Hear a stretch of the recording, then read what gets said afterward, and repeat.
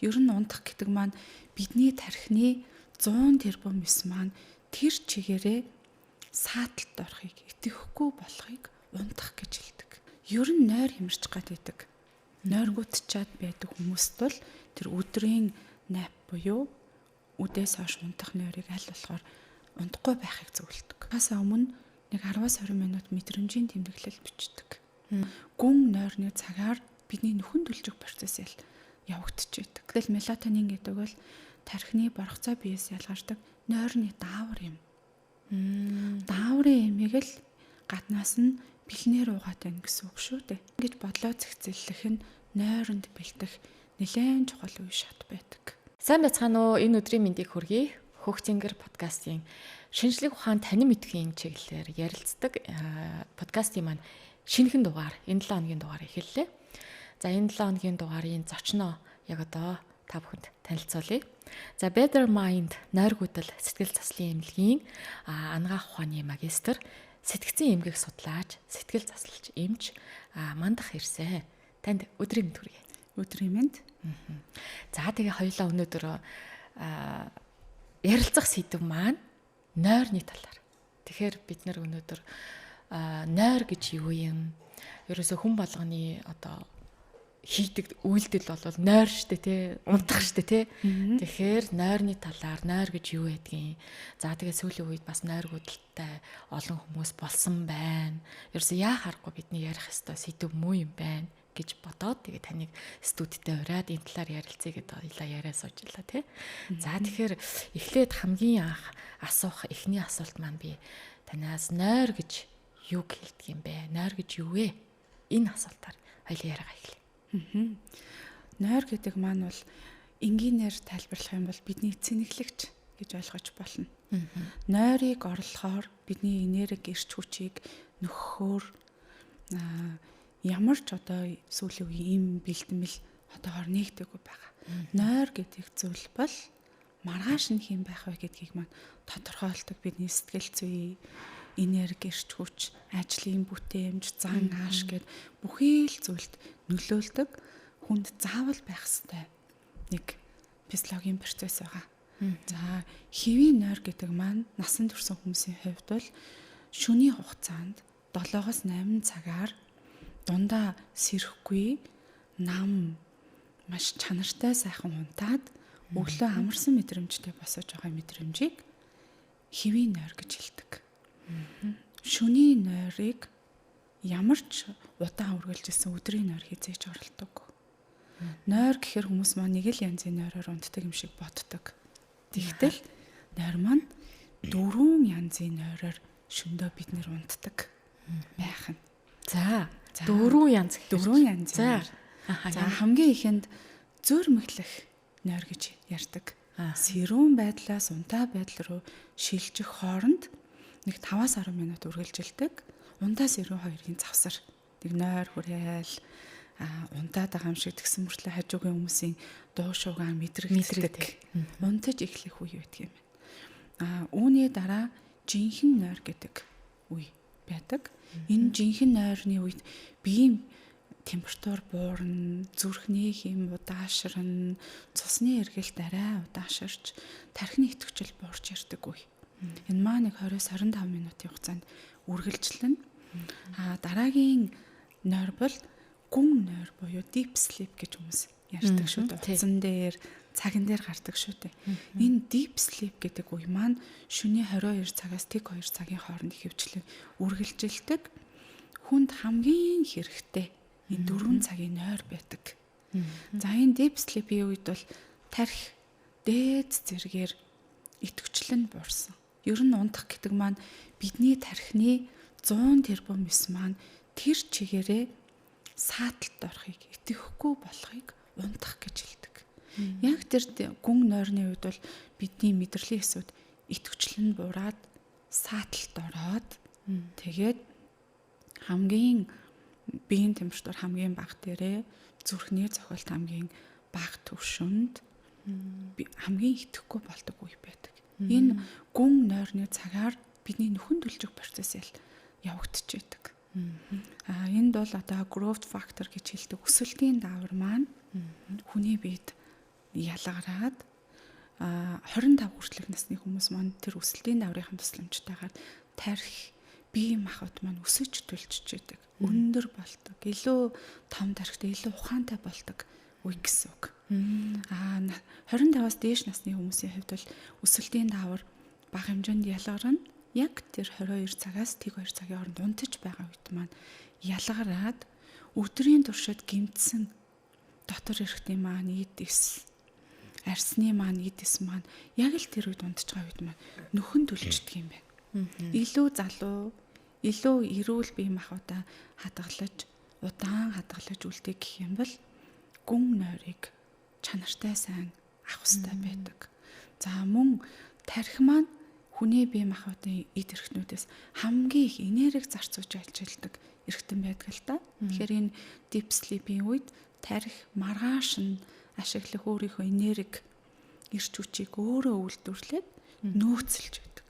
Тэгэхээр хэдэн цаг гүн нойртой хонсон бэ гэдгээс хамаарат маргааштай хэр энергитэй байх вэ? Хэр эрч хүчтэй байх вэ? Хэр ажлын бүтээмжтэй, ачаалал дах чадвартай байх вэ гэдэг нь хамаардаг. Үүний дараа гүн нойрны дараа REM нойр буюу зүүдэн нойр гэж монголоор ярьдаг. Зүүдэлдэг хэсэг гэсэн үг. Энэ REM нойрны үед бол тархи маань яг өдрийнх шиг идэвхтэй ажиллаж байдаг. Нөгөө идэвхэн буурсан байсан тархи маань өдөр байгаа юм шиг бүх мэдрэлийн хэсүүд маань идэвхтэй ажиллаж байдаг. Харин бие махбод маань идэвхчлэн буурсан унтаж байдаг үе юм байна. Энэ REM нойрны үе бол ихэвчлэн үүрийн 3 цагаас 7 цагийн хооронд үргэлжилдэг. Зүүдэлдэг хэсэг гэсэн үг. Тэгэхээр хүмүүс чинь үүрээр л зүүдлээд идэм биш үү? Үүрээр зүүдэлдэг. Би ч төө шүн зүүдэлдэг гэж боддог шүү дээ. Бараг л нүдэн ханаад заа зүүдлээд эхэллээ гэж боддог шүү дээ. Тийм. Ер нь бол хэвэндээ бол хэдүүлээ үүрээр зүүдэлдэг. Тэр зүүдэлж байгаа үедээ аз жаргалын давар буюу серотонин, өдрийн турш тайван амгалан байлгадаг GABA гэдэг хоёр төрлийн бодис хүний тархинд хамгийн өндөр идэвхтэй ялгарч нөөцлөгдөнө. Тэр жаргалтай тайван байлгадаг даврын тусламжтай маргааш өдөр нь бид сэтгэл санаа өөдрөг, өөртөө ихтгэлтэй, ирээдүйдээ ихтгэлтэй, урам зоригтой. Тэгээд дээрэс нь тайван амгалан мэдрэмжтэй байдаг. Тэгэхээр өнөөдрийн бид нар хэн байх вэ гэдэг бол өнгөрсөн шинэ шийдэгдсэн босоод ирдэг гэсэн үг. Шүн шийдэгдсэн. Тийм байна тий. Тэгээд бүрэн нойроо авсан гэдэг нь хэдэн цаг хүртэл өөрийн хэдэн цаг хүртэл байх вэ? 8 цаг, өглөөний 8 цаг хүртэл байх. 22 цаг дундлаа гэхэд үүнээсээ бодоод 7-оос 8 цаг дунджаар гэдэг. Зөв. Тэгэхээр энэ нөгөө одоо яг энэ нойрны хугацааг та хэллээ шүү дээ тий. Тэгээ энэ хугацаанд том хүн, хүүхэд, за өсвөр нас гээд эсвэл бүр одоо хөгшин тий арай настай хүмүүс өөр байдаг бах тий. Тэгэдээс эдэн нас ямар байх хэрэгцээ. Одоо хамгийн их нойрны хэрэгцээтэй хүмүүс гэх юм бол нэраа үе. Нэраа үе маань хүүхд төрснөөс 28 хоног хүртэлх үеийг бол нэраа үе гэж хэлдэг. Энэ үед бол нэраа хүүхэд хоногийн бараг 17 цагийг унтаж өнгөрөөдөг. Энэ унтаж байгаа хугацаанд хүүхдийн маань өсөлт, тарих болон бие махбодын хөгжил хамгийн идэвхтэй явагдчихэдэг үе. За дараагийн нойр хэрэгтэй үе гэх юм бол өсвөр насны үе байдаг. Өсвөр насны үе маань нэг октодод 10-аас 18 нас, хөвгүүдэд бол 9-өөс 18 насны хооронд байдаг. Энэ үедээ хоногтоо 10-аас 12 цагийн хугацаанд унтах хэрэгцээтэй байдаг. Яг энэ үед бол хүмүүс мэддэг шүү дээ. Октод хөвгүүд бол илт өндөр болдог. Дараагийн нойр хэрэгтэй үе маань бол 10-аас 18 нас буюу өсвөр насны хүүхдүүдэд маань нойрны хэрэгцээ хамгийн ихтэй байдаг. Энэ үед маань бэлгийн божилт явагддаг. Дээрээс нь тарих хэмжээгээрээ насан турш хүнийх хэмжээнд хүрэх гэж нэлээд унтаж амрах шаардлагатай болно. Өсөлтийн давар хамгийн идэвхтэй ялгардаг үе. За дараагийн нойрны хэрэгцээ одоо их олон цаг унтах хэрэгтэй хүмүүс маань бол 20 наснаас 65 насны хооронд эд ажил хөдөлмөр эрхэлж байгаа эдэр залуу наснд байгаа хүмүүс маань дунджаар 7-8 цаг шөнийн хугацаанд унтах нь хэвийн нойр гэж үзнэ. 65-аас дээш наснд хүний тархинд унтуулдаг даавар буюу мелатонины ялгаралт буурч ирдэг. Үүнтэй холбоотойгоор 65-аас дээш насны хүмүүсийн маань унтах хэрэгцээ багасдаг. 65-аас дээш насны хүмүүс бол хамгийн багадаа нэг 6-аас 7 цагийн хооронд унтахад бол хэвийн байна гэж үздэг. Гэхдээ дунджаар одоо 7-аас 8 цаг, 10-аас 12 цаг, 6-аас 7 цаг гээд байгаа боловч хувь хүний зан төрхийн онцлог тэр дундаа темперамент буюу арын шингаас хамаарат нойрны хэрэгцээ 6 цаг байх, 10-12 цаг байх ч тохиолдол байдаг. Тэгэхээр энэ нойр гэдэг зүйл хүний арын шинтэй бас холбогдож хоёлаа ярих нь шүү дээ. Зүгээр л хүн болгоно нэг 7-аас 8 цаг ч юм уу, 6-аас 8 цаг ч юм уу удаа за боллоо гэд биш юм байна. Хүн өөр юм байна. Бүр тэр байтгай арын шин ааш зангаасаа болоод бид нэр ондоо унтах юм байна. Өдөр шөнийн нойр гэж бас байгаад байх шиг байна. Өдрийн нойр, шөнийн нойр хоёр юугаараа ялгаатай юм? Өдөр заавал хүн унтах ёстой юм уу? Одоо биологийн цаг, биологийн хэмнэл гэдэг зүйлтэй холбоотой байдаг. Биологийн цаг гэдэг нь бол 12 цагийн мөчлөгтэй. Хүний энерги, эрч хүч сулраад, тархины идэвхжил буураад нойр хүрсэн мэдрэмж төрдөг үйл одоо хоногийн 24 цагт 2 удаа тохиолддог л гэсэн үг.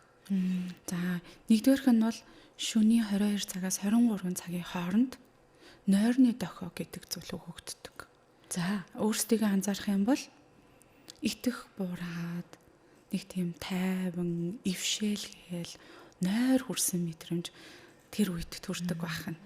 За дараагийн биологийн цаг бол яг 12 цагийн дараа буюу өдрийн хоолны цагаар хүмүүс ярьдаг шүү дээ. Хоол идсэн чинь нойр хүрээд байна. Нэг хэсэг унтчих юмсан гэж ярьдаг шүү дээ. Яг тэр үед ер нь хүн болгонд тэр нойр хүрсэн, тархины идэвхжил буурсан, энерги жахан багтай мэдрэмж төрдөг.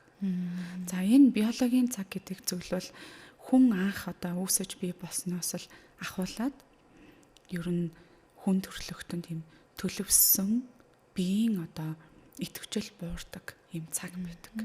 Тэгэхээр өглөө энергитэй ирч хүчтэй босоод ирнэ.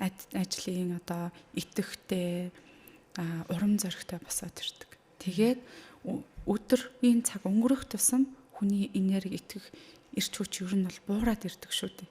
Үдээс өглөө ажил дээр ирсэн энерги ирч хүч үдээс хойш 3-4 цагийн үеийн ирч хүч бол арай өөр байдаг шүү дээ. Тэгэхээр тэр 1-2 цагийн хооронд 20-30 минутын хугацаанд богино хэмжээний нойр авах нь тэр алдагдаад байгаа энергийг нөхөөд тархи маань тэр хугацаанд өөрөө энерги нөөцөлж хоримтлуулад тэгээд үдээс хойштоо оройдоо яг л өглөө үдээс өмнөх шиг энерги ирч хүчтэй байх боломжийг бидэнд бүрдүүлдэг.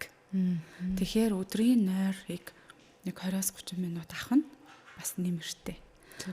Орой бас тэр 22 цагаас 23 цагийн үед өгж байгаа нойрны дохио буюу нойр хүрч байгаа мэдрэмж нэгтэй яг давхцуулаад орондоо орох, унтаж эхлэх нь нойр гудлаас сэргийлэх тэр шүндийг чанартай сайхан унтахад нөлөөлдөг.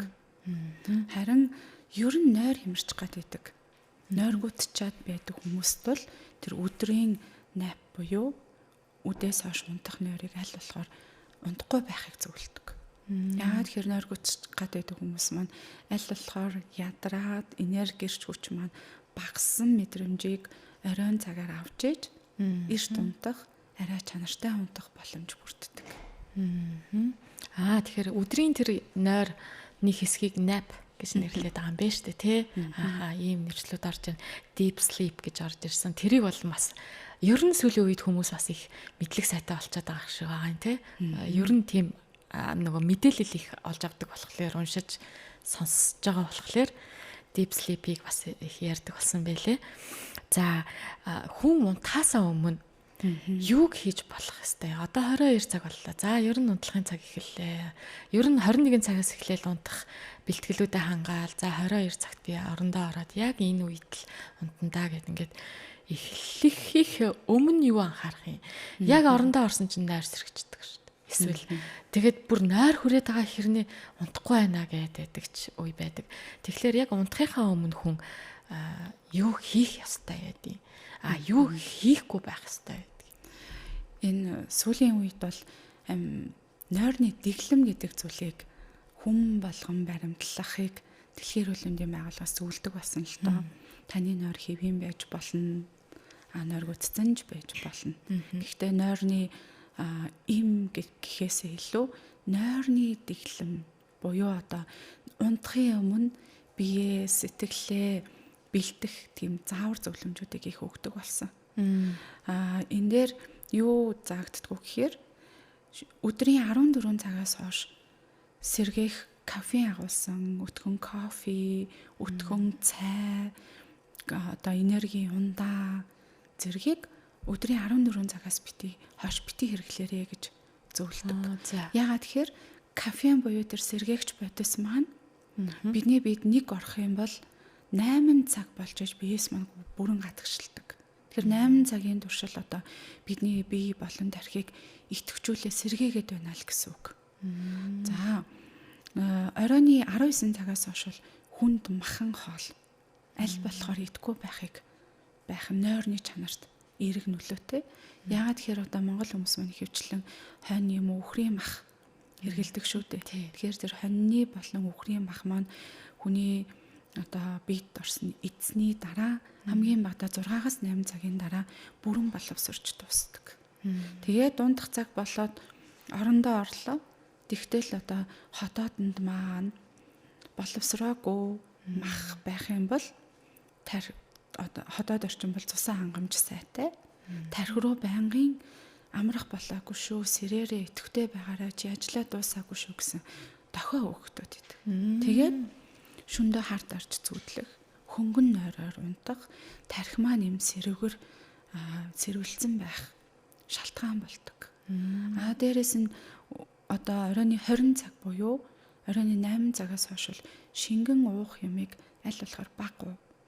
Үнэхээр уух шаардлага гарах юм бол 100 мл-ээс илүү шингийн бити уугаарай гэж зөвлөдөг. Одоо нэг аяг ус уучлаа гэхэд 2 цагаас дээш хугацаанд нөгөө уусан ус маань давсганд шээс болж очдог. Тэгээд давсгандаа шээстэй байх юм бол бид нар ч унтаж байгаа үедээ хэвтэй байдалд ордог шүү дээ. Бөөр давсаг хоёрыг холбосон шээлгүр гэдэг одоо бүтц байдаг. Тэгэхээр тэр одоо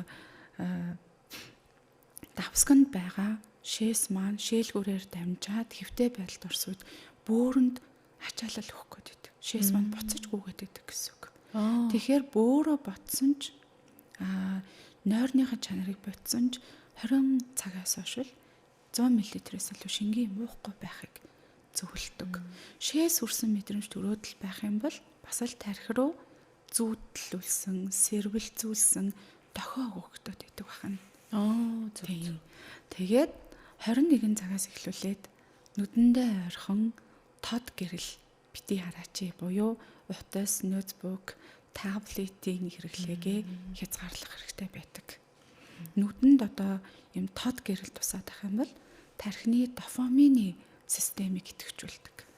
Дофамин гэдэг маань хүнийг юм эрч хүчтэй, мотивацтай, энергитэй байлгадаг бодис. Энэ бол өглөө өдрийн цагаар идэвхтэй ялгарч иж бид нарыг юм урам зоригтой байдлыг үүсгдэг бодис л доо.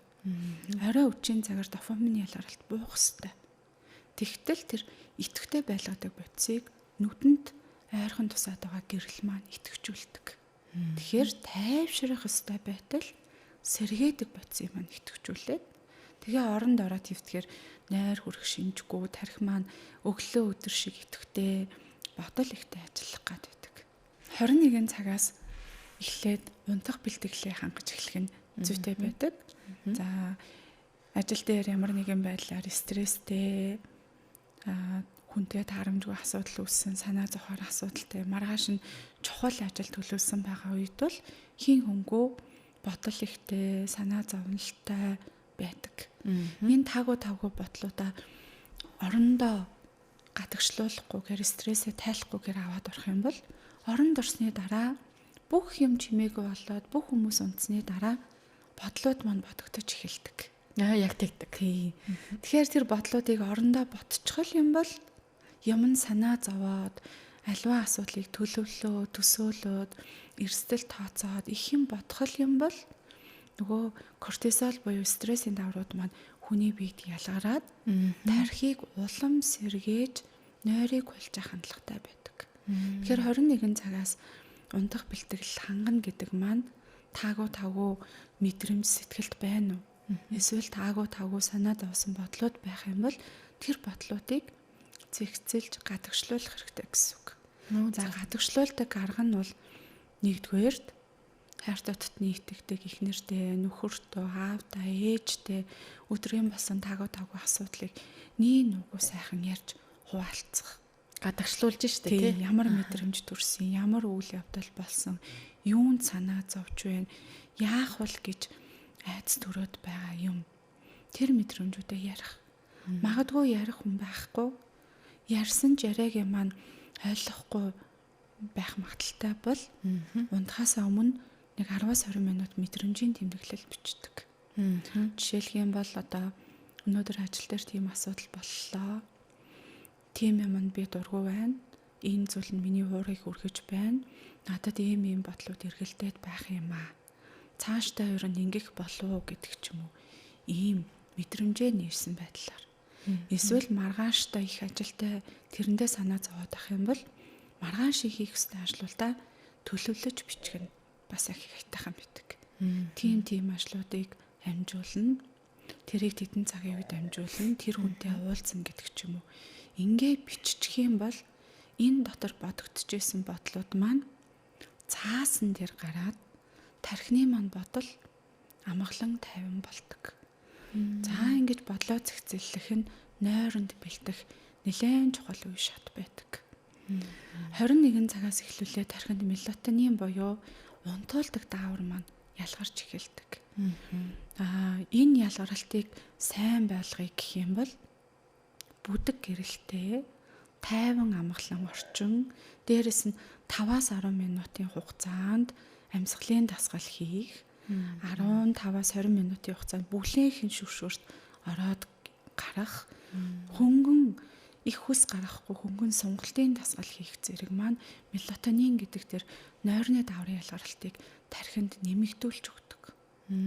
Ингээд 22 цагаас 23 цагийн хооронд нойрны дохио буюу эвшээлгээл, нойр хүрээл, бие сулраад байгаа мэдрэмжээ ажиглах хэрэгтэй. Яг тэр мэдрэмжтэй дахцуулаад орондоо орох юм бол асуудалгүй сайхан унтна гэсэн үг. Тэгэхээр энэ дунд бас нөгөө юу гарч байна? Дэлгэцийн хэрэглээ. Энэ бол зайшгүй яг энэ орчин үед бидний бүр зүгээр салхаа байлсан нэг одоо хэрэглүүр болцсон байна. Тэгэхээр одоо яг энэ дэлгэц гэхээр чинь гар утас орж байна. Нөгөө таблет, ноутбук, одоо өөр телевиз орж байна тий. Эднэр хоорондоо ялгаатай юу? Яахав тий гар утас нь арай дээр штэ гэдэг ч юм уу. Эсвэл телевиз арай зүгээр штэ гэдэг ч юм уу. Эсвэл бүгдөө л дэлгэцэн хэрэглээ. Учираас бүгдийг унтраа. Гэхүү эсвэл бас нэг юм байна. Нөгөө дэлгэц чинь ингээд нөгөө амраадаг, нүд тайвшруулдаг ийм одоо тохиргоонуудтай тэрэн дээр нь тавиад үзэхэд зүгээр штэ. Жохон үзээ тэгээ унтаж болно гэх юм уу?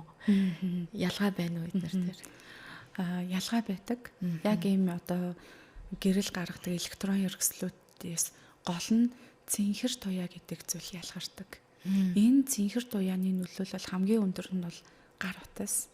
Тэгээд таблет, iPad, тэгээд ноутбук буюу компьютер хамгийн одоо цэнхэр туяаны ялгаралт багтай нь бол телевизэр байдаг.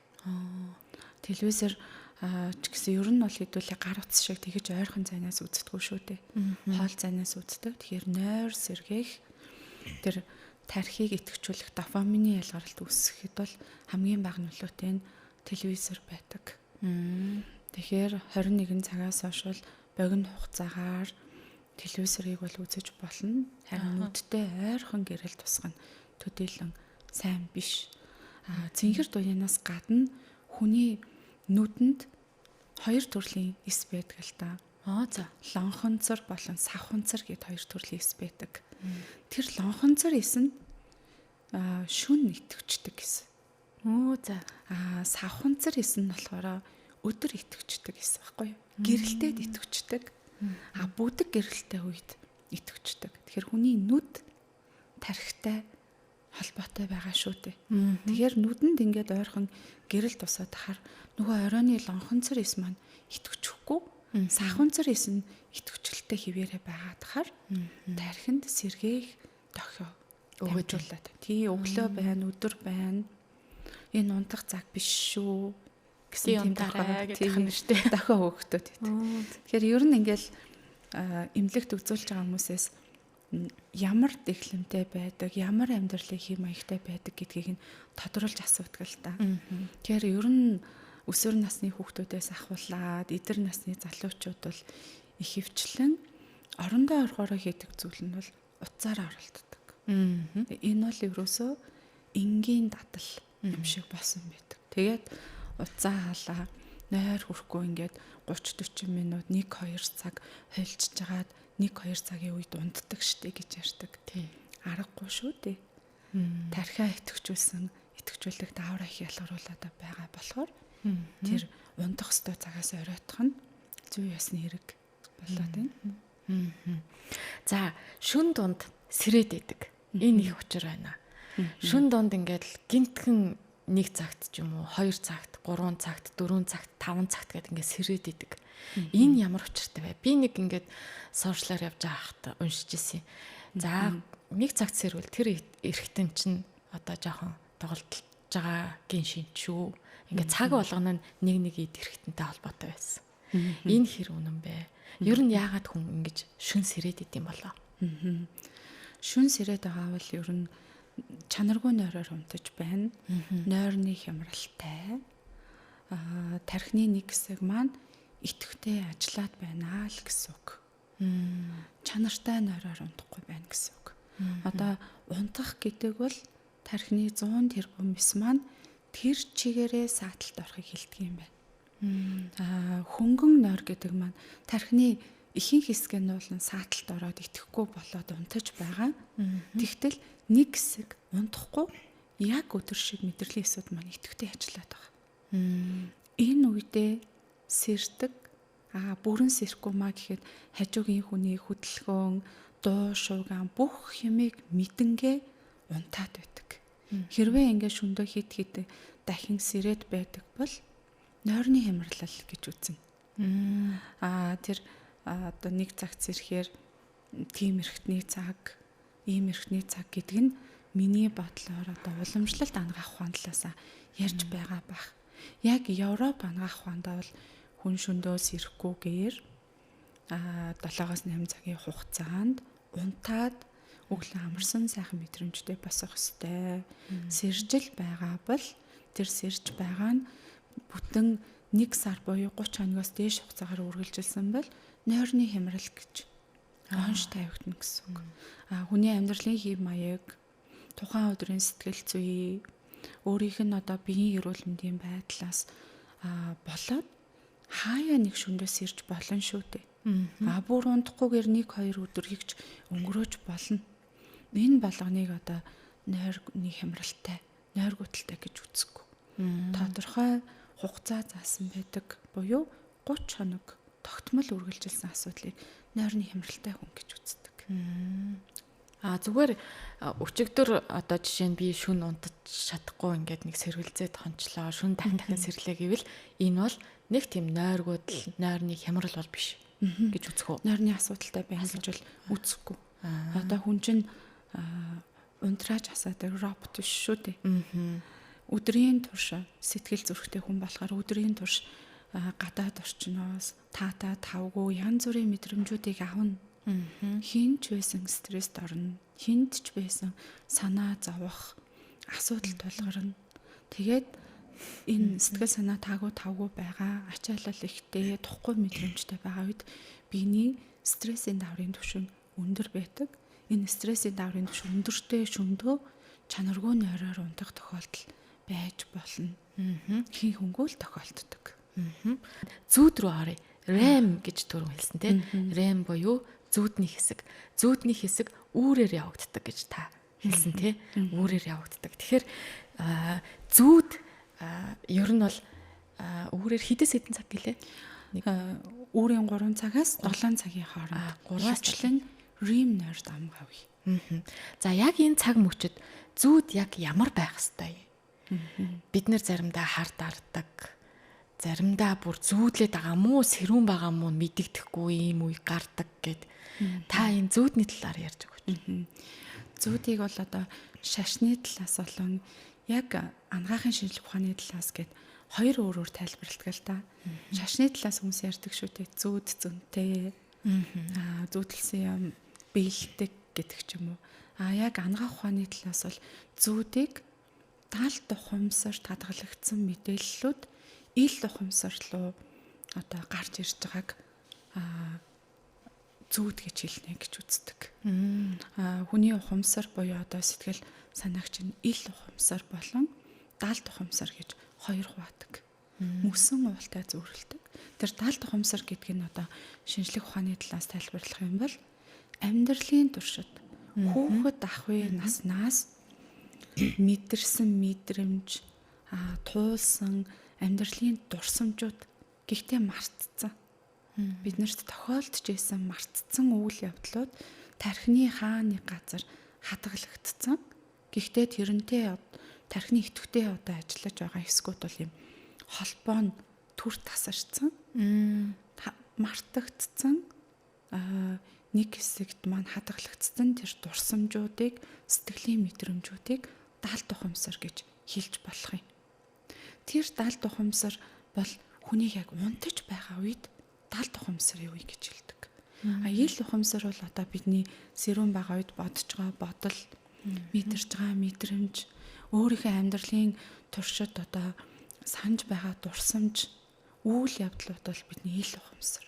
Энэ ил ухамсар унтаад даалт ухамсар сэрүүн байгаа үед хизээ нэгэн цагт харсан, үзсэн, мэдэрсэн тэр зүйлүүд зүүд болж гарч ирдэг гэж үздэг. Тэгэхээр одоо зүнтэй гэхээсээ илүү бидний тэр мартцсан дурсамжууд л одоо биднэрт дурсагддаг. Эсвэл өнөөдөр болсон үйл явдал, өнөөдөр болсон мэдрэмжүүд маань зүүд хэлбэрээр мэдрэгддэг гэж үздэг. Энэ дээр нэг сонирхолтой жишээ байдаг л та. Нэг эрэгтэй яг энэ одоо аюулгай хэсэгтээ том могоо хатцчлаа гэж зүүдэлж босч ирсэн. За яагаад ийм эйгүү зүүдлүүгээ зүүднээсээ нилээ эйгүүцсэн. Тэгээ нилээ хэд хоногийн дараанаас энэ аюулгай хэсэг дээр нь ийм том одоо үрвсэл шарах үүссэн гэж байна. Тэгэхээр энэ нөгөө залуу маань болохоор за энэ дээр яг л зөнтэй зүүдлээ. Яг л энэ дээр ийм одоо тэр могоо хаацна гэдэг юм аа юм яар шарах үүснэ гэдгийг маань зөвгөнсөн байна гэж бодсон. Гэхдээ яг нөгөө сэтгцийн ангаах хандлаасаа бол тэр арьсан дээр явагдаж байгаа процесс бол 1-2 өдрийн дотор гинт тэгээд үүсчихгүй. Нүдэн дээр ил харагдахгүй ч гэсэн тэр одоо арьсны гүнд тэр үрвслийн процесс бол явагдаж л байгаа. Тэнд бол одоо ямар нэгэн байдлаар өөрчлөлт үүсэж л байгаа. Тэр өөрчлөлт үүссэн мэдрэмжил тархи руу дамжиж зүүд болж зүүдлэгдсэн гэж бол ангаах ухааны талаас нь тайлбарладаг. Тэгээд энэ зүүд маань бол ихэвчлэн үүрээр одоо бид нар ингээд өөрхөн зүүдийг анзаарах юм бол яг л сэрхийн өмнөхөн л зүүдэлсэн байгаад идэг. Хэвийн зүүд гэдэг бол сэрсний дараа хэдхэн минутын хугацаанд санаад тэгээд мартчихдаг. Ямар ч гэсэн зүүдэлсэн. Тэгээд идэг. Тэгээ яг юуг зүүдлээ сандаггүй. Энэ бол эрүүл зүүд юм байгаа. Чанаргүй муу нойрноос болоод айгүй тод.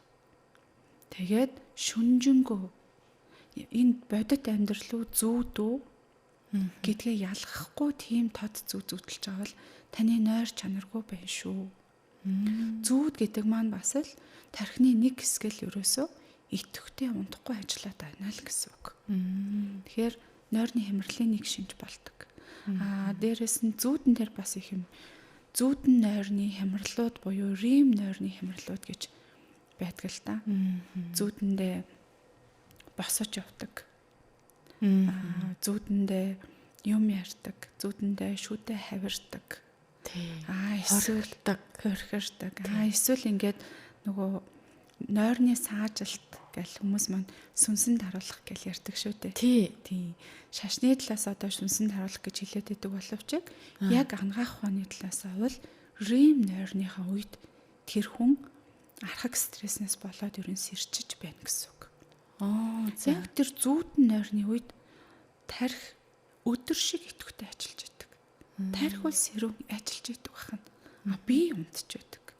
Яг энэ хооронд тарих бие хоёрын холбоос түр хугацаанд тасарсан, холбоос нь жоохон одоо суларсан байдаг гэсэн үг. Тэгэхээр яг юм архаг стресстэй хүмүүс тэр үедээ сэрхээрээ тарих сэрсэн байдаг. Тэгтэл гар хөлөө хөдөлгөж чадахгүй.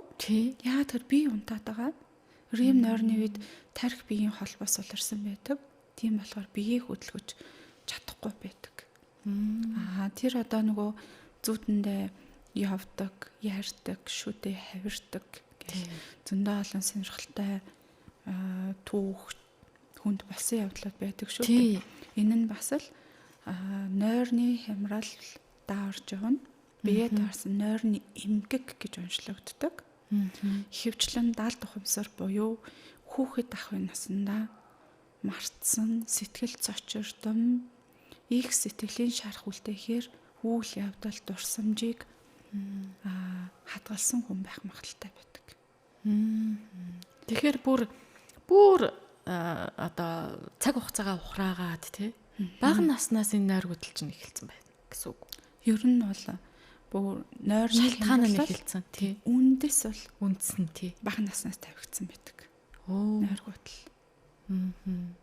Тэгэхээр чи энэ их учиртай ах нь штэ. За тэр нэг шүдэ хавирдаг эсвэл хорхираад байдаг гэдэг нь янз бүрийн асуудал байна уу? Хамар битүүрэх ч юм уу? Эсвэл зүрх судасны асуудалтай ч юм уу? Тэр бас нойр хөдлийн нэг шалтгаан баг тий. Тийм хорхирах дээр бас бие физиологийн талаас асуудал байж болно. Одоо нөгөө амьсгалын эргэтэн тогтолцоон дээр маань амьсгал авах явцад ямар нэгэн одоо бүтцийн өөрчлөлттэй одоо хамрын таславч мөрөлттэй гэдэг ч юм уу хамрын салс маань хит хөөсөн байдаг ч гэх юм уу иймэрхүү одоо бие физиологийн талаас өөрчлөлт байж болно. Дээрэс нь яг одоо сэтгцийн талаас бол sleep apnoe буюу нойрон дунд амьсгал тасалтах эмгэг гэж байдаг. Энэ бол яг нойрны цэвэр бие даасан өвөрмөц эмгэгтэй орж явдаг. Тэгэхээр энэ үед бол бас л одоо архаг стресстэй холбоотой, 70 тухамсартай холбоотой гэж үзнэ. Нэгдүгээр эхлээд хамар, салст, амьсгалын эргэтэн тогтолцоонд маань ямар нэгэн бүтцийн өөрчлөлт байна уу? Хэрвээ байхгүй тэгсэн мөртлөө хорхираад ах юм бол нойрны бичлэг хийлгэж үзэх хэрэгтэй байдаг. Нойрны бичлэг гэдэг нь одоо тусгай эмнэлгийн орчинд 20 шөндөө хэр унтчихээн яг тэр sleep apnoe буюу нойронд амьсгал тасалдах эмгэг байна уугүй юу гэдгийг илрүүлдэг тийм тусгай шинжилгээ байдаг. Тэр шинжилгээгээр онцлуулад үнэхээр илэрсэн байх юм бол тэр тохирсон эмчилгээ нь хийгддэг. За нэг lucid dream буюу одоо мэдж зүудлэх гэдгийг хоёлаа түрүү ярьчихв баг. Энэ юу гэсэн үг вэ? Би яг ийм юу олж сонсоод үзлээ л дээ. Энийг тайлбарлаж өгөөч. Нойргуудыг үзээгүй хүмүүст бол сонирхолтой санагдах бах. Ер нь бол ингээд зүүдэлж байна гэдгээ мэдээд унтаж байгаа. Би унтаж байна гэдгээ мэдэж байгаа. Тэгсэн мөртлөө зүүдлээд байна. Энэ бодит үйл явдал биш. Миний бодолч биш гэдгээ мэдэж байгаа. Тэгээд зарим тохиолдолд тэр зүүдэлж байгаа үйл явдал дотроо зүүдээ ухаанаараа удирдаад, зохицуулаад, өөрчлөөд хүснээрээ зүйдэж удирддаг тохиолдол байдаг. За, тийм юм байх нь. Тийм. Энэ бол одоо нойр гүйдэлтэй хүмүүст бол нэг тийм ховор илэрдэг шинжил биш. Ер нь нэг одоо 10 хүн үзүүлээ гэхэд нэг 4-5 нь бол иймэрхүү шинж тэмдгийг хэлдэг. Бүх юмыг мэдээд байна. Зүудлээд байгаагаа ч мэдчихээн. Бодол юм уу гэхээр энэ бодол биш байна. Зүудлээд байна. Тэгээд тэр зүүдэн дотроо би ер нь тийм үйл явдал хий, ингээ тгий, энэ зүүд шүү дээ гэдгээ мэдээд өөрөө зүүдэн дотроо үйлдэл хийгээд яваад байна гэж ярьдаг. Энэ бол бас л чанаргүй нойрны хямралын нэг шинж юм байна. Энгийн зүүд бол одоо тархины одоо магадгүй 70% нь унтаж байхад нэг 30% нь идэвхтэй ажиллаад байдаг. Яг ийм одоо зүүдэлж байгаагаа мэдээд унтаад байгаа үед л тархины бараг 50% нь идэвхжэлтэй, 50% нь унтаад байгаа. Ер нь их унтаа сэрүүн хоёрын завсарт байгаа үед ийм үйл явдал хүнд болдог. За, их сонирхолтой юм аа. За, ямар ч байсан зүүдэн дээр бол нэлээд олон гоё сонин юм би л анх удаага сонсож байна. За, энэ нойрны тухай ярихаар зайлшгүй нойргуудлын тухай ярихаас өөр аргагүй болчихж байна. Тэгэхээр одоо нойргуудэлд орчихсон гэж өөрийгөө дүгнээд байгаа боловч за яг нойрны хямрал ч юм уу те ийм байдлуудад орцсон хүмүүс их байгаа байх гэж бодож байна. Ер нь бол сүүлийн үед миний эргэн тойрондох хүмүүс ихэнх нь л унтчихтаа байлаа. Нойр хүрээд ядраад байгаа хэрнээ л би унтахгүй байна гэдэг. Тэгэхээр энэ нойргуудал хэдэн хоног эсвэл хэдэн цаг нойргүй байхыг нойргуудал гэж үздэг юм бэ? Ер нь нойргуудал гэдгийг яг юу гэж тодорхойлох вэ? Нойргуудал гэдэг маань шөнийн хугацаанд 7-8 цагаас богино хугацаагаар унтах, дундаа олон дахин сэрэх, зүүд тасралтгүй ихтэй байх, унтаж байгаа ч гэсэн орчны чимээ, хүний хөдөлгөөн бүхий л зүйлийг мэдэрч унтах. Тэгээд өглөө сэрэхдээ амарсан мэдрэмжгүй сэрэх. Эдгээр шинжүүдийн аль нэг нь 30 хоног ба түүнээс дээш хугацаагаар илэрсэн байх юм бол нойргуудалтай гэж үзнэ. 30 хоног дотроо бол 1-2 хоног, 5-6 хоног, 7 хоног ч юм уу магадгүй нойр хямирч болноо. Энийг бол одоо нойрны хямрал байна. Нойргуудал гэсэн онш тавихгүй амьдралын хэв маяг дээрээ стрессийн түвшингөө бууруулах тал дээрээ анхаараарай. 30 хоногоос дээш хугацаагаар 3 сар хүртэл нойргуудсан байх юм бол нойргуудал гэсэн онш тавигдана. 3 сараас дээш хугацаагаар нойр хямрах юм бол архаг нойргуудал гэж үздэг. Дэлхийн эрүүл мэндийн байгууллагын болон Америкт баримталдаг Америк FDA гэдэг стандарт байдаг. Энэ стандартаар 3 сараас дээш хугацааны нойргуудлыг архаг нойргуудал. Харин Монголын хувьд бол 6 сар ба түүнээс дээш хугацаагаар нойр хямарсан байх юм бол архаг нойргуудалтай хүн гэж үздэг. Архаг нойргууд гэдэг маань 3-аас 6 сарын хугацаанд мэргэжлийн эмчийн хяналтанд дор нойр төвтөрчүүлдэг хэмээн эмчилгээг үргэлжлүүлэх шаардлагатай хүн болсон байна гэсэн үг. Гэхдээ нойргуудал маань юм бас дотор нь 2 бүлэг болгож хувааж болох юм. Нойргуудал энэ яг бие дасан цэвэр нойрны эмгэг, бие дасан цэвэр нойргуудал гэж байдаг. Энэ нь бол харьцангуй цөөхөн хувийг эзэлдэг. Хоёр дахь нь бол ямар нэгэн бие махбодын өвчин эсвэл сэтгэл санааны хямралын үед нойргуудлын шинж тэр өвчнөөс олж илэрч болдог. Бие дасан нойргуудал биш. Унтахгүй л байгаа л та. Гэхдээ сэтгэл санааны таагүй байдлаас болоод хоёр дахьчоор нойргуудсан хүмүүс бол дийлэн хувийг эзлээд байдаг. Олон улсын судалгаануудаас харахад ер нь нойргуудлыг 100% гэж үзэх юм бол нойргуудсан хүмүүсийн бараг 60-70% нь хоёр дахь нойргуудл буюу сэтгэл санаа болон бие махбодын хүч эмгэгээс болоод нойргуудсан. Энэ хүмүүст бол яах ёстой гэхээр нойргуудсан байна гэд нойрны юм өгөхөөсөө илүү тэр нойргуудл үүсгэсэн шалтгааныг нь хайж олж оншилж илрүүлэх хэрэгтэй. Тэр шалтгааныг нь эмчилж байж тэр хүний нойр хэв юм болдог. Үлдсэн нэг 30-40% нь бол бие даасан ямар нэгэн одоо шалтгаангүйгээр удаан үргэлжилсэн бие даасан цэвэр нойргуудл байдаг. Нойрны хямрал, нойрны эмгэг гэдэг ашиг нойргуудл тийм байна. 3 янз байж болох юм. За нойр дутуу байхаар одоо дархлаа тэгэл нөгөө зүрх судас за тэгэл нөгөө стресс, даавар энэ бүхэн одоо миний бас дуртаагүй юм байж магадгүй юм л да. Яаж нөлөөлдөг вэ хүний биед? Энэ 2024 онд хийгдсэн яг энэ асуултанд тохирсон судалгаа байна л да. За Харвард их сургуулийн нойр судлалын төв гэж байдаг. Энэ нойр судлалын төвд хамгийн одоо сүүлийн үед хийгдсэн судалгаагаар хүн ганцхан шөнө нойр дутуу хоноход дархлаа 70%-аар буурдаг.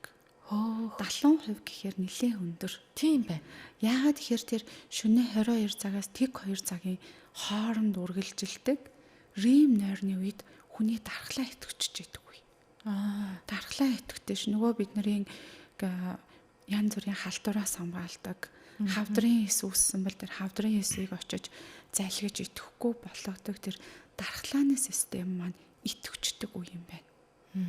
Тэр үедээ унтахгүй байхаар маргааштай 70% дархлаа тааруултай. Ер нь нойргуудсан хүмүүсийг ингээл анзаархаар юм бол ханаад хүрч байна. Идэ төрөвсөлт их өртдөг болсон.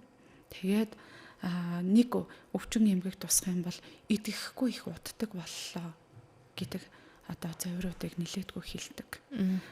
Дээрэс нь тэр deep sleep буюу оройн тэр одоо гүн нойрны үед хүний зүрх хамгийн сайн амарч байдаг үе. Хүний зүрх бол ээжийн эзэнд бүрэлдэх үеэс ахуулаад бидний амьдрал төгсдөл тасралтгүйгээр огт зогсохгүй амралтгүйгээр ажилладаг ганц эргэтэн шүү дээ. Унтаж байгаа үед тарих амардаг. Дотор эргэтнүүд ч гэсэн давхар амарчдаг. Тэгтэл зүрх маань зогсох юм бол бидний амьдрал зогсон шүү дээ. Тэгэхээр зүрх бол хизээч амралтгүйгээр насан туршид ажиллаж идэг эргэтэн. Тэгээ хамгийн одоо зүрхний хэм удаан хамгийн тайван аажуу ажилдаг үе бол тэр гүн нойрны үе. Тэр үедээ унтаж зүрхийг амраах хэрэгтэй. Тэгэж зүрхийг амраасан зүрх маань илүү олон жил илүү эрүүлэр удаан ажиллах одоо боломжтой болдгийм байна. Тэгэхээр нойргуудалтай хүмүүст бол зүрхний одоо актер өвчин эмгэг үүсэх эрсдэл 21%-аар нэмэгддэг.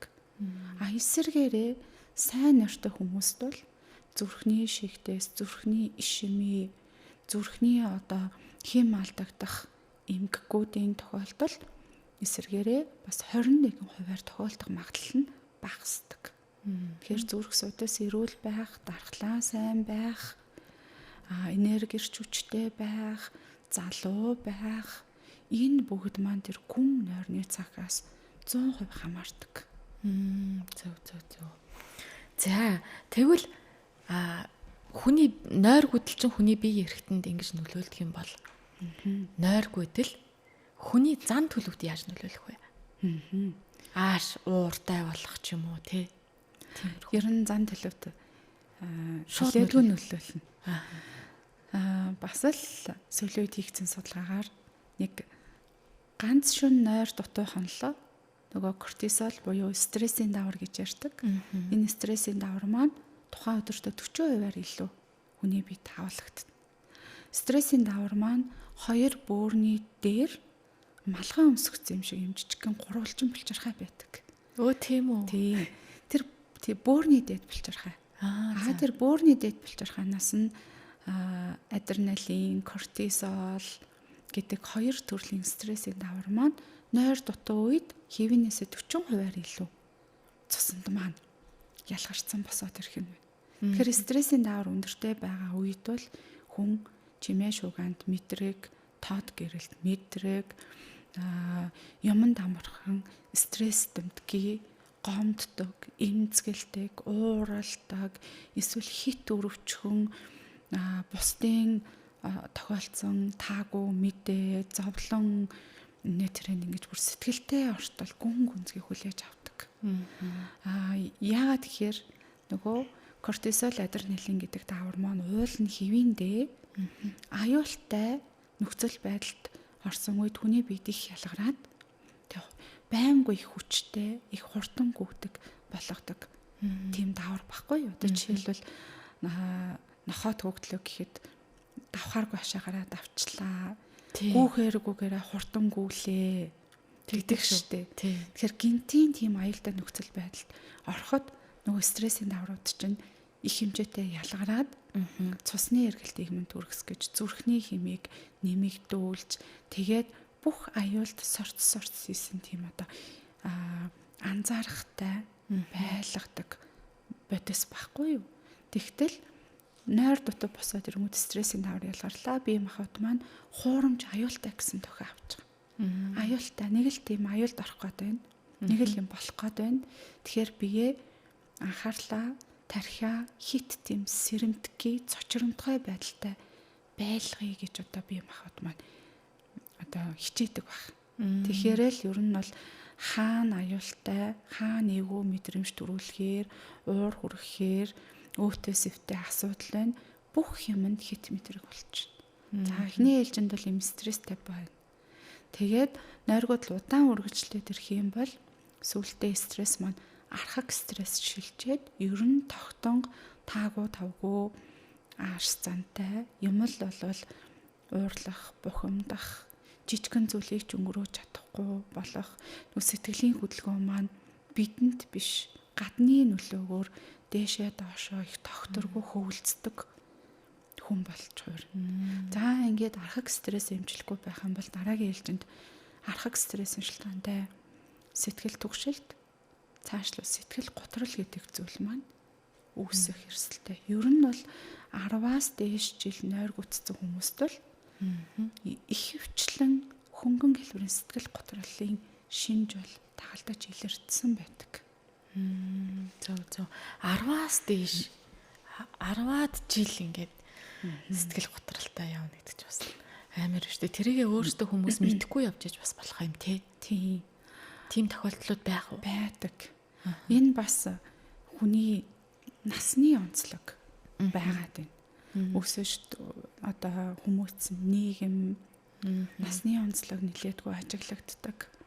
Ер нь бол нэг 50-аас доош насны хүмүүсийг анзаарахад одоо сошиалоос ч гэдэг юм уу, ном, хэвлэлээс, янз бүрийн подкастуудаас өөрхөн сэтгэл зүйн байдал, хүн ямар байх ёстой, хүн яавал эрүүл байх вэ, хэвийн нойр гэж юу юм, стресс гэж юу юм, стрессээ яаж тайлдаг юм бэ гэдэг мэдээллүүдийг авсан.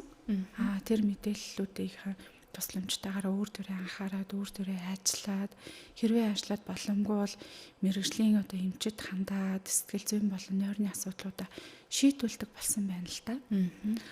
Тэгтэл 50-аас дээш гэлтгүй одоо ихвчлэн 60-аас дээш насны хүмүүсийн маань хувьд яг эд төлөвшдөг.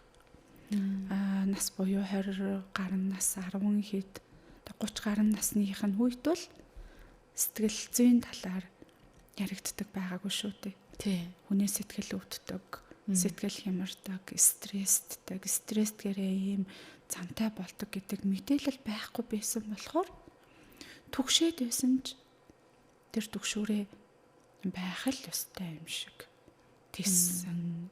Стресстэй байсан ч стрессээ тиссэн. Нойргууталтай байсан ч би угаасаа л 3-4 цаг л унтдаг шүү дээ. Энэндээ би дасцсан шүү дээ гэж хандж байгаа хүмүүс нилээдгүй hirдэг. Тэгэхээр тэр одоо гаднаас авж байгаа мэдээлэл, нийгмийн байдал, өсөж төлөвсөж байгаа орчин тэр бүгд нөлөөлж байгаа. Сүүлд нэг 60 гаруй насны эмэгтэй үзүүлсэн. Тэгээ тэр эмэгтэй сүүлийн үед л энэ сэтгэл зүйн талаарх подкастуудыг их сонсдог болж байна. Мэдээллүүд эндээс их уншдаг боллоо. Тэгээд өөрийгөө анзаарсан чинь би ер нь 20 гаруй наснаас эхлүүлээл сэтгэл түгшилттэй, сэтгэл готролд үе ордог. 20 гаруй наснаас л нойргуудалтай явсан байх шүү дээ. Би одоо л мэдлээ гэж хэлж байсан. Тэгэхээр мэдэхгүй яваад байдаг хүмүүс байдаг. Тийм байна тий. Тэгэхээр мэрэгжлийн эмчээс ер нь нэг очиод зөвлөгөө аваад нэг үзүүлчихэд болохоор байна да тий. Нойргуудлаа яагаад байна уу? Ер нь миний стресс ямар байна уу гэд тий. Тий нэг тэгэхэд үзүүлчүүл зүгээр юм шиг санагдчихэв. За ингээд нойргуу байгаад байх үедээ хүмүүс сүүлийн үед мелатонин гэдэг нэг юм уугаад байна.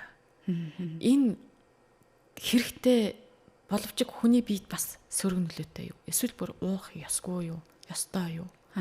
Энэ ер нь яг ямар юм бэ? За тэгээд ер нь тэгээд энэ нэг уудаг эмнүүд нь сүүлийн үед бас өөр нойр хүргээд унтуулдаг, ийм тайвшруулдаг эмнүүд байдаг уу? Энэ мелатониноос өөр гэх мэтчлээ асуултууд гарч ирээд байна. Мелатонин гэдгийг хүмүүс маань их тийм энгийн зөөлхөн хүний биед хор уршиггүй ургамлын гаралтай гэж ойлгох гэдэг. Гэвтэл мелатонин гэдэг бол тархины боргоцоо биес ялгардаг нойрны даавар юм. Дааврын эмийг л гаднаас нь бэлнээр уугаад байна гэсэн үг шүү дээ. Өөртөө даавар өгөөд байна л гэсэн үг юм байна тийм. Уугаад байна гэсэн үг. Саяхан мелатонины талаар хийгдсэн Америк нэгдсэн улсад хийгдсэн судалгаа биш. 2025 оны судалгаа. Энэ судалгаагаар мелатониныг байнга тогтвортой олон сар жилээр хэрэглэх юм бол зүрхний эмгэгэр өвдөх эрсдлийг 95%-аар нэмэгдүүлдэг. Нэлээд өндөр хувиар зүрх судасны эрүүл мэндэд маань сөрөг нөлөөтэй. Яг одоо тархины үйл ажиллагааны талаас, хэвийн нойрны талаас авч үзэх юм бол 65-аас доош насны хүмүүс мелатониныг удаан хугацаагаар нэмэлтээр гаднаас уух юм бол тархины боргоцоо биес ялгарх мелатонин буурдаг. Гаднаас бэлэн өгөөд байгаа болохоор боргоцоо бие маань жоохон залхуурдаг гэж хэлж болох юм. Харин 65-аас дээш насны физиологийн зарчмаар мелатонины ялгаралт буураад тэгээ нойргуулийн шинжилэрсэн бол мелатонин нэмж ууж болно. Гэхдээ удаан хугацаанд эмчийн зааваргүйгээр уух юм бол зүрх судасны эмгэгт өртөх эрсдлийг нэмэгдүүлдэг байх нь. Дээрэс нь ер нь нойрны витамин гэж хүмүүс ярьдаг. Нойрны эмнүүд гэдэг юм жоргуугаар гадуур зардаг, эмийн сангуудаар зардаг бэлтгэлүүд байдаг шүү дээ. Тэгээ яг ингээд аваад найрлагыг харахаар бол их хвчлэн мелатонин агуулсан нэмэлтээр ургамлын одоо найрлагатай байдаг. Ер нь дэлхийн эрүүл мэндийн байгууллагаас ингээд өвчин болгон дээр 3-5 жилдээ юм улс орон болгоны баримтлах ёстой тийм стандарт гаргаж өгдөг. Тэр дэлхийн эрүүл мэндийн байгууллагаас гаргасан стандартуудыг монголч нөгөө хөгжилтэй Америк, Солонгос, Япон, Европын албаны орнууд ч гэсэн ер нь баримталдаг. Тэгэхээр яг энэ нойргуудсан байгаа үед хөнгөн үед тийм төрлийн юмнууд авна, дунд шатандаа ийм юмнууд авна, тэдэн миллиграмаар авна гэдэг ингээд бүр тодорхой схемтэй заавартай байдаг. Яг энэ дэлхийн эрүүл мэндийн байгууллагаас гаргасан стандартууд бол урамлын гаралтай болон дааврын гаралтай юм бэлтгэлүүдийг аль болохоор эмч нарыг зөвлөхгүй байхыг анхааруулсан байдаг. Тэгэхээр яг одоо дэлхийн эрүүл мэндийн стандартад орсон нойр тогтворжуулдаг, нойрны чанар сайжруулдаг. Тэгээд тэр рим нойрны алдагдлууд буюу зүүдэн нойрны эмгэгүүдийг эмчилдэг юмнуудыг л эмчилгээнд хэрэгэлдэг.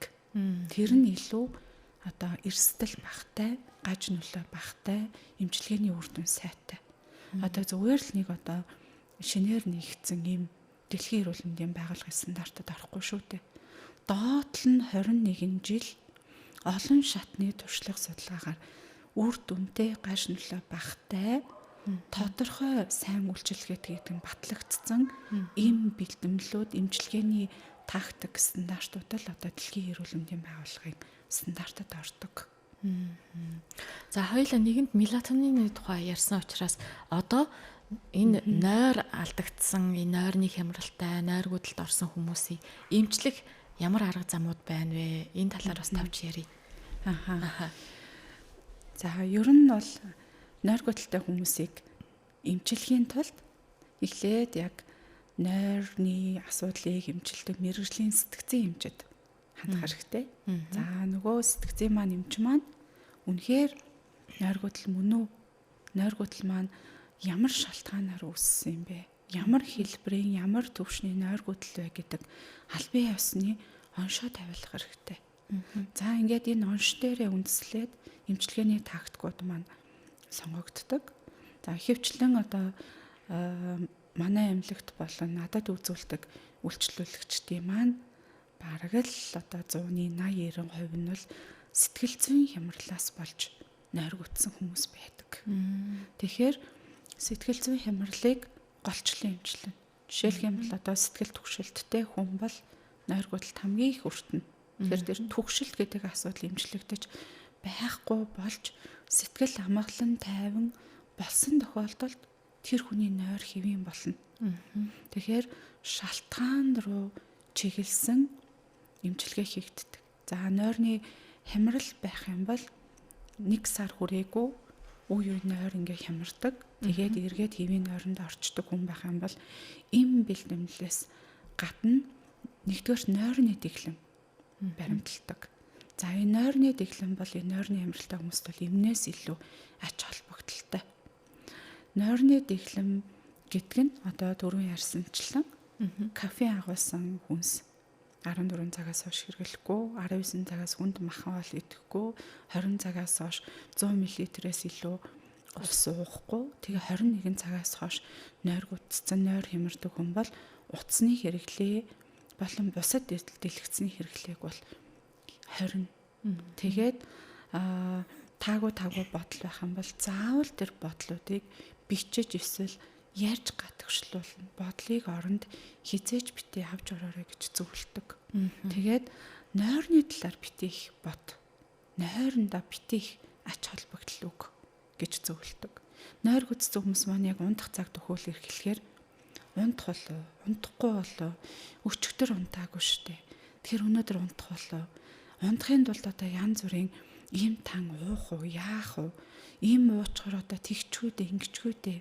Нойргүй байхаар маргааш ажиллаа яана гэд ингээд нойрны талаар их бодол ботдог. Ингэж нойронд их ач холбогдол өгөж нойронд санаа зовх тусмаа стрессийн давраа ялгаруулаад улам нойр гүтлийг сэдээдэг. Тэгэхээр нойрондны талаар бодохгүй байхыг аль болохоор хичээгээрэй. Бодолтой анхаарах юм бол нойр гүтчихнэ. Тэгэхээр бодлыг сарниул гаргууд нь бол бүлийн шүршүрт ороод гараад ирэх хэрэгтэй.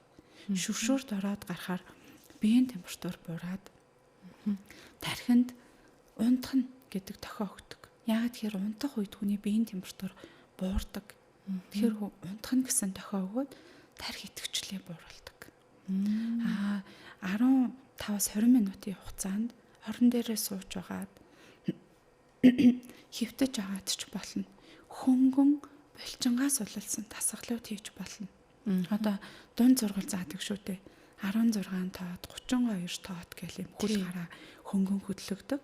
Ийм дасгалуудыг хийх үед стрессийн даврын түвшин буурна. Дээрээс нь дасгалаар тархинд дофамин болон серотонин гэдэг бэцэн ялгаралт нэмэгдэнэ. Сайхан байна, болондоо гэсэн тийм итгэл найдлага төрнө гэсэн үг. Тэгээд бодохгүй дасгал хийж байгаа үед чинь биеийнхээ хөдөлгөөнд л анхаарлаа хандуулна шүү дээ. Ингэж дасгал хөдөлгөөн хийгээд орондоо ороод хөвтсөнийхэн дараа 10-аас 15 удаа хамгийн багтаа тайвшруулдаг амьсгалын дасгал хийх хэрэгтэй байдаг. Амьсгал авахд хөвлийгээ дүнбэлгэж, хөвлийгээ амьсгалаа гаргахтаа хөвлийгээ татдаг. Тэгээ хамаг анхаарал бодол бол зөвхөн хөвлий дээр төвлөрнө. Албаар төмбөлгөж, албаар хөвлийг хоошин татна гэсэн үг. Ингээд 10-аас 15 удаа амьсгалахад тарих хүчил төрөгчөөр маш сайн ангагдана. Тэгээд нэг хүмүүс ярьдаг шүү дээ.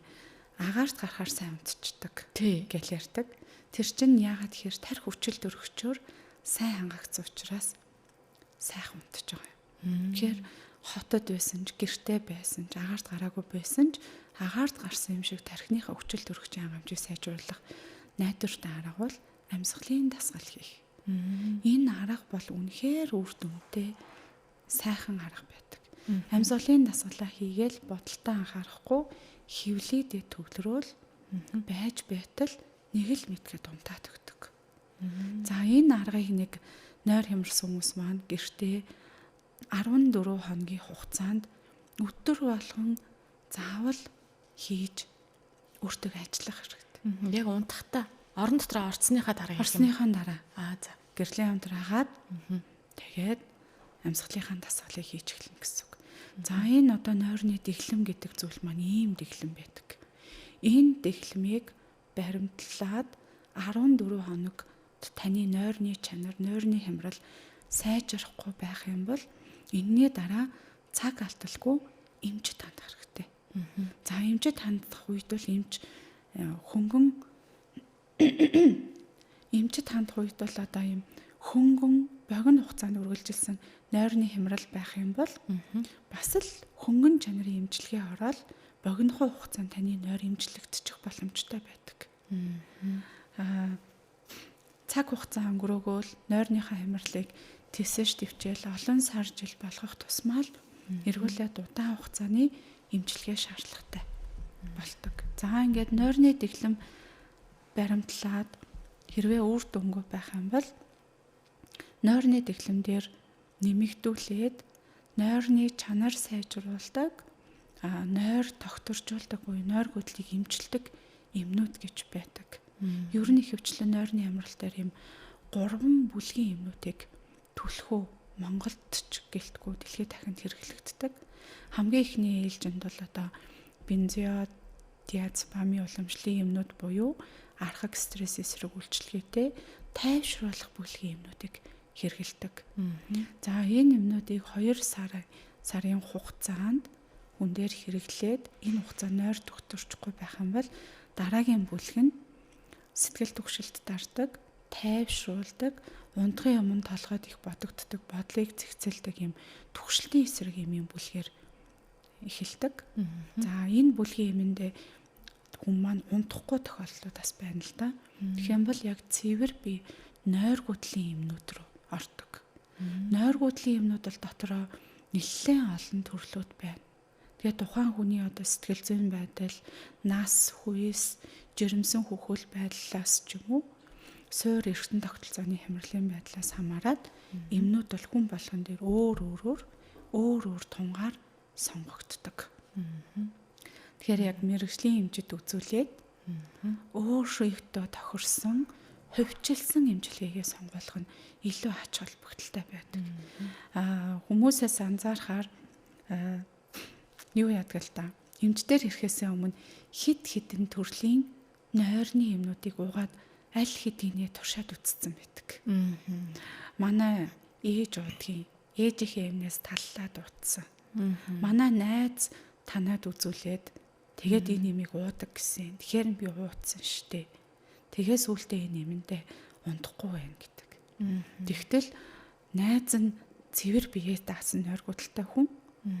Тэр хүнд бол одоо цэвэр нойрны эм зөвлөж таарна. Нөгөө нойр гүтцсэн ч гэсэн тэр нөгөө найз нь бол одоо цэвэр биеэ даасан нойр гүтэл биш. Түгшилтээсээ болоод нойр гүтцсэн хүн нойрны эм уугаад өнөөдрийг арах цагаад яваад байсан байх тохиолдлууд нэлээдгүй ирдэг. Тэгэхээр дураараа юм авч ууж болохгүй. Тийм, ялангуяа сэтгэл санааны эмчилгээ, сэтгэл зүйтэй холбогдож нойрыг эмчлэх гэдэг маань хувьчилсан эмчилгээ хийгддэг. Одоо хүн болгон дээр адилхан эмчилгээ биш. адилхан онцтой боловч тухайн хүний онцлог байдлууд өөр шүү дээ. Тийм болохоор зөвхөн тэр хүнд тохирох эмийн тун эмийн одоо хавсрал сонгогддог. Нөгөө түрүүн ярьжсэн шүү дээ, нөгөө зан хүн болгоно нөгөө зан характер аашнаасаа болоод нойр гүдэл нь хүртэл өөр байна. Нойр нь өөр нойр авнаа унтнаа гэдэгтэй. Тийм. Ялгаагүй бас л өөр ахна шүү дээ, тий. Өөр. Тий. За энэ эмийн эмчилгээнээс гадна би нэг 3 өөр эмчилгээг асуумаар байдаг. Их товчхон урлагаар эмчилж хөгжим ч юм уу, тий. За бясалгалаар эмчлэх. За нойрыг бас ховсоор эмчлэх гэж сонссон. Ийм аргууд байна уу? Эмчлэх аргууд. Эдгээр одоо яг цэвэр бие даасан нойр гуталтай. Үнэхээр ингээд сараас дээш хугацаагаар 3 сараас дээш хугацаагаар нойр хямарсан байгаа тохиолдолд тархинд маань боддоор бодисын солилцооны хямрал үүссэн байдаг. Тэгэхээр тархинд боддоор бодисын солилцооны хямрал үүсээд албан ёсны нойрны эмгэг өвчин гэсэн онш тавигдсан байгаа тохиолдолд энийг эмийн болон одоо стандарт дэглэмийн тусламжтайгаар л эмчлэх нь яг стандарт эмчилгээ болдог. Нэгэнт нойр гүцсэн тархинд бодисын солилцооны хямрал үүссэн байгаа тохиолдолд бясалгал, йог, фитнес, өөр одоо арт терапи буюу одоо урлагаар эмчлэх гэдэг аргууд маань стрессийн түвшин бууруулж өгнө. Бодлын маань зэгцлэн туслах үйлдэлтэй эмчилгээндээ орж явдаг. Яг үндсэн эмчилгээндээ ордоггүй. Тэгэхээр нойр гүцсэн хүн дан ганц бясалгал хийгээд дан ганц одоо арт терапи буюу урлаг эмчилгээнд яваад нойр сайжрах магадлал эрчимгүй багтай. Гэтэ эдгээр аргууд маань аягүй сайн стресс бууруулна, сайхан тайвшруулна, бодол зэгцлэн. Тэгээ яг бие даасан нойр гүтлийг бүрэн эмчлэхэд баг зэрэг хүч дутах гадах талтай. Түрүүн би асуух гээд орхисон байна. Сая ингээд дурдаад өнгөрсөн. Хүн болгон ижил цагаар нөгөө нэг 22-оос одоо өглөөний 8 ч юм уу 7-оос 8 цаг гэдээсэн шүү дээ. Ингэж унтах албагүй гэсэн. Тэгэхээр ямар хүн нь богино хугацаанд унтаад ямар хүн нь төгөлтийг яг тэр цагтаа унтах ёстой байдгийн бэ? Энийг нэг асуйтаа гэд марцсан байна. Ер нь бол темперамент гэж яригддаг шүү дээ. Хүмүүс энэ нэлээ мэддэг те. 4 янзын темперамент байдаг. Холерик, сангвиник хоёр бол нэлээ ийм сэргэлэн, цаваа, гялалзуур, хурдан сэтгэдэг, сэтгэлийн хөдөлгөөн өндөртэй хүмүүс байдаг. Энэ хүмүүсийн хувьд бол нойрны хэрэгцээ харьцангуй багатай. Нэг 6 цаг орчим, магадгүй зарим нь 5 цаг унтаад нойр нь ханаад сэргээд ирдэг. Яагаад тэгэхээр тэр хүмүүсийн тархи угаасаа тийм сэргэлэн, мэдрэлийн эсүүд нь тийм итгэвчл өндөртэй хүмүүс байдаг л да.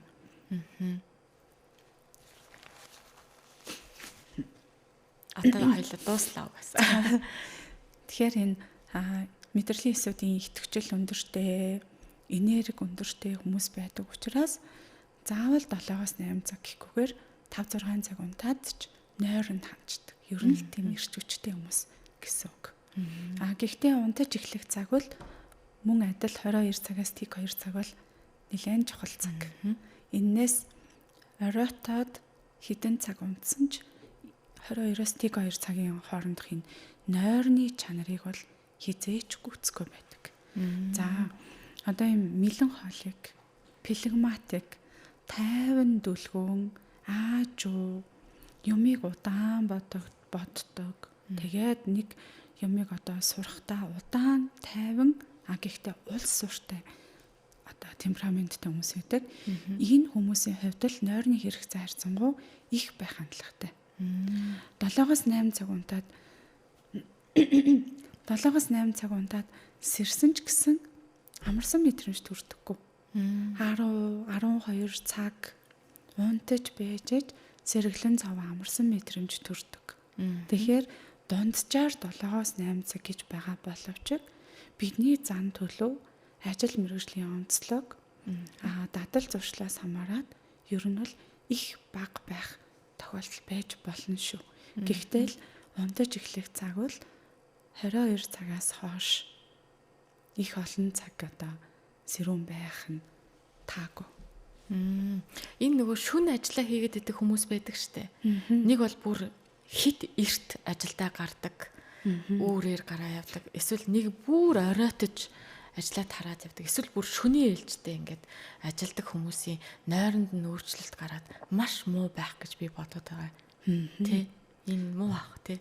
Ер нь бол үзүүлж байгаа хүмүүсээс анзаарахаар ээлжийн ажил хийдэг хүмүүс маань нойрны хямралтай нэлээдгүй ирдэг. Нэг 5-аас дээш жилийн хугацаанд шөнийн ээлжийн ажлыг тогтвортой хийсэн хүмүүст бол нойрны хямрал ялтчгүй алдагддаг. Стресснээс болоогүй. Ер нь бол тэр шүн унтах өстой үеэрээ сэрүүн байдаг.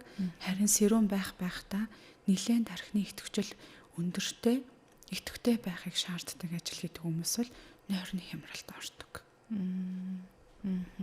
Бас нөгөө талаасаа энэ ажил мэргэжилтэй холбоотой байнгын шийдвэр гаргадаг тийм хүмүүс байдаг шүү дээ. Одоо манай дарга нар юм уу те шийдвэрийг яг оновчтой зөв гаргадаг, олон хүн удирдах явдаг ийм хүмүүст бас нойрны буюу бас стрессийн ийм зөвлөгөө авах хэрэг гардгөө.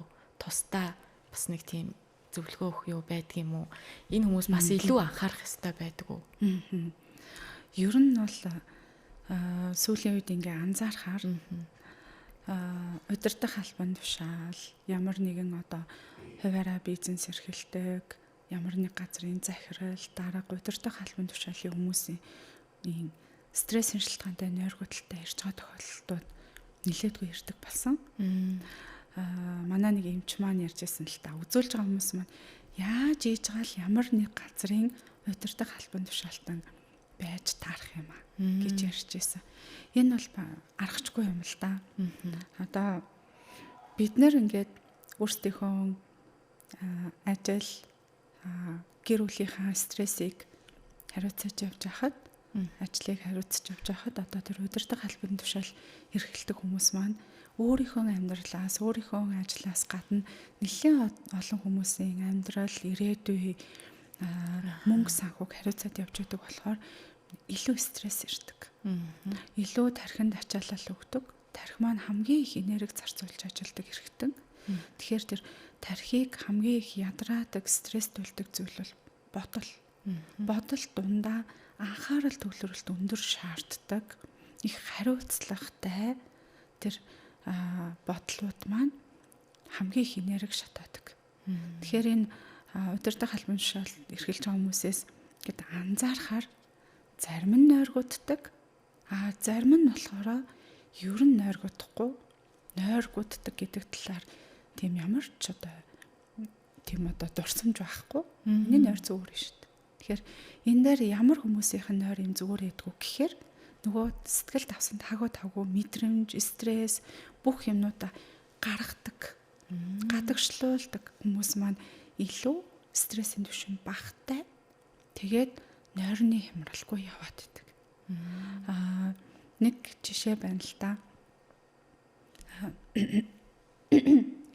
Нэг байгууллагын удирдлагыг маш олон жил одоо бараг 30 жил хийж байгаа эмэгтэй. Стрессийн шалтгаантай хямралд ер нь орж байгаагүй. Дандаа цоглог, сэргэлэн, эрч хүчтэй, энергитэй, гоё яаштай явдаг. Дээрээс нь нойргууддаг тийм дурсамж тэр хүнд байхгүй. Гол нууц нь яадгүй гэхээр тэр эмэгтэй унтахаасаа өмнө маргааш хийх ажлуудаа төлөвлөөд ерөнхийд бичдэг. Өнөөдөр таагүй тавгүй мэдрэмж төрөх юм бол тэр таагүй тавгүй мэдрэмжүүдээ тэр жижигхэн дэвтэр дээрээ бүгдийг нь нөгөө биччихдэг. Бичгээс нааш унтдаггүй. Унтахын өмнө ерөөсө гол хийдэг ажил нь тэр. Тэгээ ингээд цаасан дээр бичгээр бүх юм төлөвлөгөөний дагуу эмх цэгцтэй хяналтанд байгаа мэдрэмж тэр хүн авдаг. Стресстэй дахин бодох шаардлага байхгүй. Бүх хэмжээнд там болчлоо. Тэгээ таагүй тавгүй мэдрэмж хүндээ таарамжгүй зүйл гарах юм бол тэр хүнд бас зориулаад төрсэн мэдрэмжүүдээ биччихдэг. Тэгэхээр оронд орсны дараа таагүй дурсамжууд, үйл явдлууд нь дахин дурсагтаад байдаг. Тэгээ байнгын цүнхэндээ жижигхэн хүүхдийг шиг жижигхэн дэвтэртэй явдаг. Тэгэхээр тэр хүний стресс менежментийн арга бол бичиж тэмдэглэнгээ стрессээ гатгшлуулах. Ингээд маш ачаалттай ажилдаг ч гэсэн нойр болон сэтгэл зүйд хэвийн байдлаа хадгалаад яваад идэг. За энэ чинь маш том арга юм байна шүү. За тэгээд өнөөдрийн ярилцлага маань энд хүрээд өндөрлөж байна. Тэгээд маш олон зүйлийг мэдэж авлаа. Би л хувьдаа бол тэгээд мэдхгүй олон хүмүүс байгаа. Тэднийхээ өмнөөс бас асууя гэж маш их хичээлээ. Тэгээд магад танд чи ийм зүйл асуусангүй. Надад ийм асуулт байсан юм аа гэвэл бас доор комент хэсэгт бичээд үлдээгээ. За ингээд өнөөдрийнхөө ярилцлага энд хүрээд өндөрлөе. Өнөөдөр манай студид ирсэн зочиндоо эмчтэй маш их гялалаа ажилд нь амжилт хүсье. Баярлалаа. За ингээ өнөөдрийн зочноор Better Mind нойргүйдэл сэтгэл заслын эмнэлгийн анагаах ухааны магистр сэтгцэн эмгэг судлаач, за сэтгэл засалч эмч мандах оролцлоо. За ингээд хамтдаа байсан бас үзэгч, сонсогчдод баярлалаа. Дараагийн шинэхэн дугаараар эргээд уулзцгаая. Түр баяртай.